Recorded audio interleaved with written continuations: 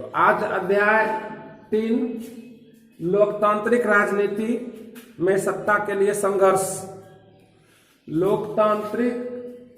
लोकतंत्र में प्रतिस्पर्धा एवं संघर्ष। तो लोकतंत्र में प्रतिस्पर्धा और संघर्ष, आप लोग जानते हैं कि भारत दुनिया का एक विशाल लोकतंत्र है और इस विशाल लोकतंत्र में ढेर सारी राजनीतिक पार्टियां हैं। इन राजनीतिक पार्टियों में कुछ क्षेत्रीय दल भी हैं और ढेर सारे निर्दलीय प्रत्याशी भी चुनाव में भाग लेते हैं। और सभी राजनीतिक दलों का एक ही मकसद होता है, सत्ता की प्राप्ति करना। सत्ता की प्राप्ति के लिए ये सभी राजनीतिक प्रतिद्वंदी आपस में संघर्ष करते हैं, एक दूसरे की नीतियों की बुराई करते हैं और किसी भी तरीके से लोकतंत्र में सत्ता को हासिल करना इनका अंतिम मकसद होता है। तो आज हम लोग पढ़ेंगे, इसी चैप्टर में हम लोग पढ़ेंगे राजनीतिक दल के कार्य, क्षेत्रीय दल और ढेर सारे अन्य राजनीतिक दल के बारे में आज हम लोग पढ़ेंगे। तो आज का क्वेश्चन होगा शुरू। हमारा देश भारतवर्ष कब ब्रिटिश दासता से मुक्त हुआ? ब्रिटिश दासता से मुक्त हुआ। उत्तर लिखिए। 15 अगस्त 1947 को। 15 अगस्त 1947 को श्रीमती इंदिरा गांधी किस वर्ष के आम चुनाव में कांग्रेस के नेतृत्व में सरकार का गठन किया? उत्तर लिखिए 1971 के आम चुनाव में। क्वेश्चन, कांग्रेस के शासनकाल में आपातकाल की घोषणा इंदिरा गांधी के द्वारा कब की गई?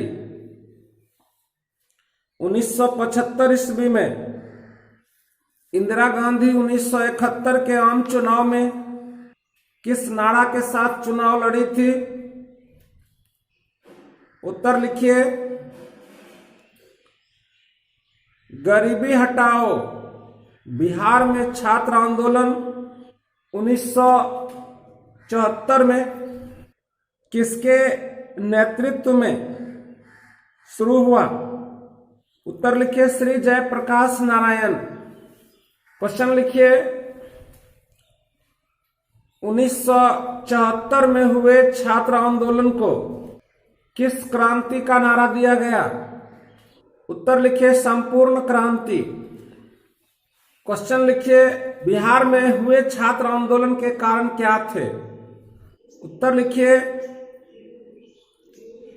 बिहार में हुए छात्र आंदोलन के कारण निम्नलिखित थे।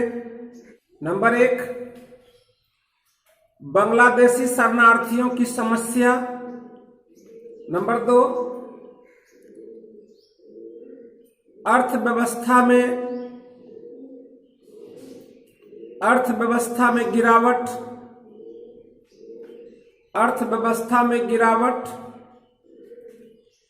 नंबर 3, महंगाई, बेरोजगारी,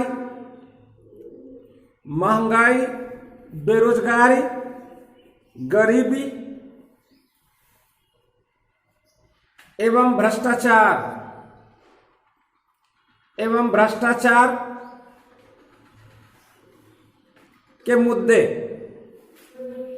1974 में हुआ बिहार का छात्र आंदोलन संपूर्ण क्रांति क्यों कहलाया? उत्तर लिखिए श्रीमती इंदिरा गांधी गरीबी हटाओ के नारा के साथ गरीबी हटाओ इन्वर्टेड कोमा में दे दीजिएगा गरीबी हटाओ। गरीबी हटाओ के नारा के साथ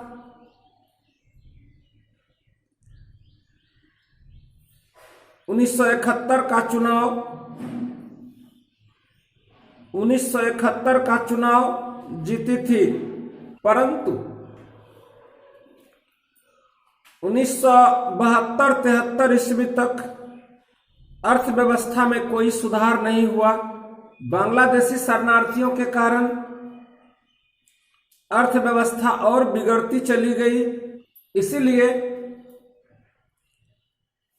बिहार के छात्रों ने बेरोजगारी, भ्रष्टाचार, खाद्यान्नों की कमी और कीमतों में अप्रत्याशित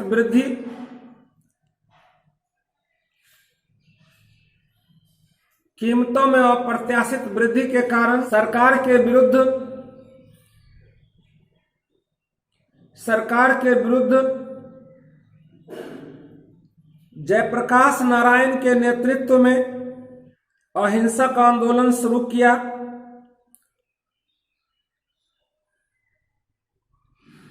जो केवल बिहार तक सीमित नहीं रहा, यह आंदोलन देश के कई भागों में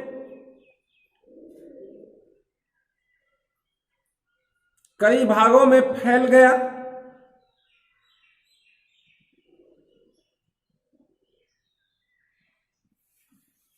रेलवे कर्मचारियों ने भी सरकार के खिलाफ राष्ट्रव्यापी आंदोलन शुरू कर दिया। इसलिए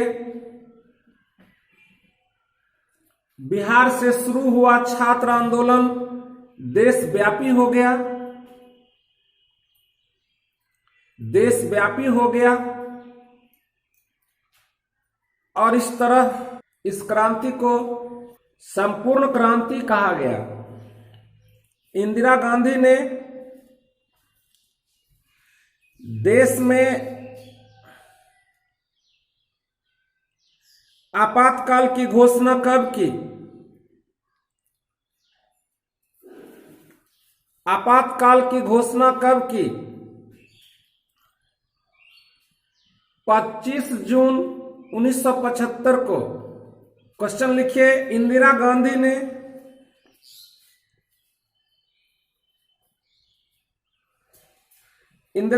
ने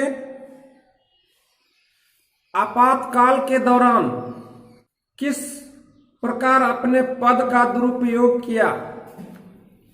लिखिए, इंदिरा गांधी ने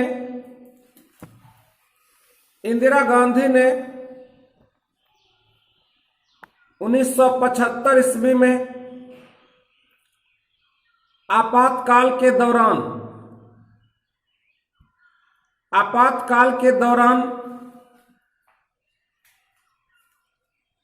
अपने पद का दुरुपयोग इस प्रकार किया कि इसका उदाहरण किसी दूसरे लोकतांत्रिक देशों में नहीं मिलता है।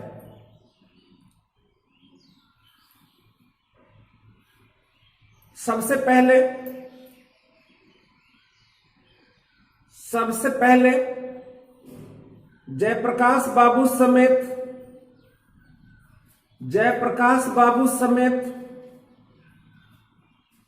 अपने सभी राजनीतिक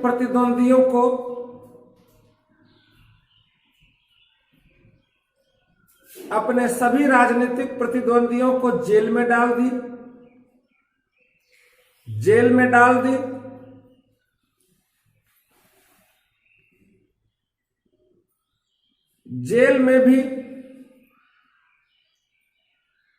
में भी इन्हें यातनाएं दी जाती थी। बड़े बड़े शीर्षस्थ नेताओं को नजरबंद कर दिया गया। इस नजरबंदी के खिलाफ कोई अदालत का शरण नहीं ले सकता था।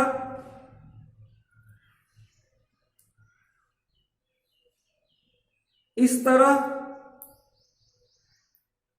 श्रीमती इंदिरा गांधी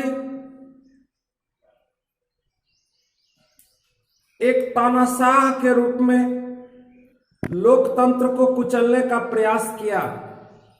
क्वेश्चन, इंदिरा गांधी के शासनकाल में आपातकाल कितने समय तक रहा? उत्तर लिखिए 18 महीने। 77 के आम चुनाव में विरोधी पार्टियों ने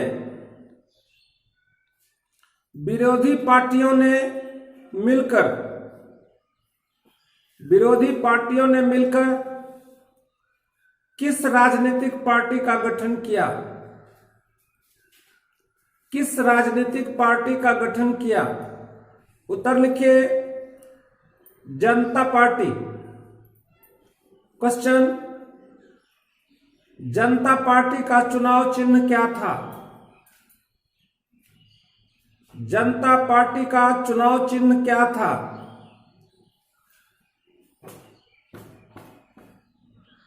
उत्तर लिखिए चक्र बीच हलधर किसान। क्वेश्चन, इंदिरा गांधी के समय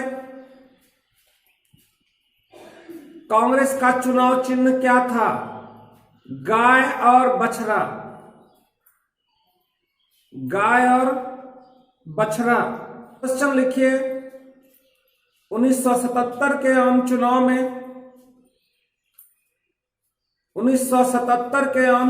में जनता पार्टी को कितनी सीटें मिली? जनता पार्टी को कितनी सीटें मिली? उत्तर लिखिए 542 में से 330। क्वेश्चन, भारत के पहले गैर कांग्रेसी प्रधानमंत्री कौन थे? गैर कांग्रेसी प्रधानमंत्री कौन थे? श्री बाबू मोरारजी देसाई।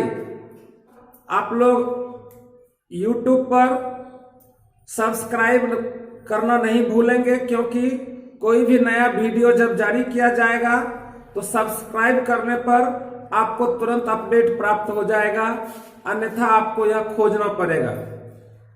तो आप इसको सब्सक्राइब जरूर करेंगे।